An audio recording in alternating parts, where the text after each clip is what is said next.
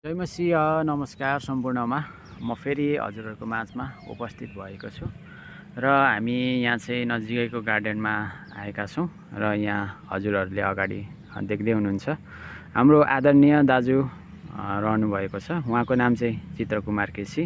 उहाँको घर सल्यान कालीमाटी रहेको छ र उहाँ मलेसिया आउनुभएको लगभग 5 महिना जति भयो र उहाँ चाहिँ सेक्युरिटी गार्डमा कार्यरत हुनुहुन्छ र उहाँसँग चाहिँ एकदम लुकेको एउटा बाँसुरी बजाउने कला रहेछ र हामीले त्यो कलालाई चाहिँ हजुरहरूको माझमा प्रस्तुत गर्न लागिरहेका छौँ। अन्तिमसम्म सुनिएर साथ दिनुहोला।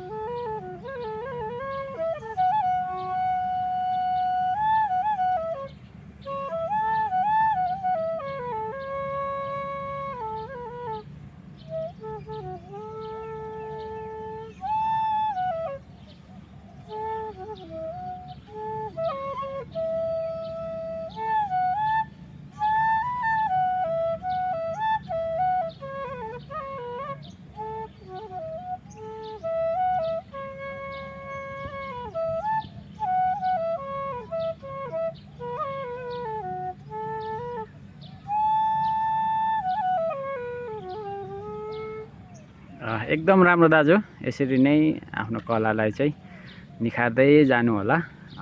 अब हामी यो भिडियोलाई यहीँ समाप्त गर्नेछौँ र अन्तिमसम्म सुनेर साथ दिनुभयो यहाँहरूले। हजुरहरूको दिन शुभ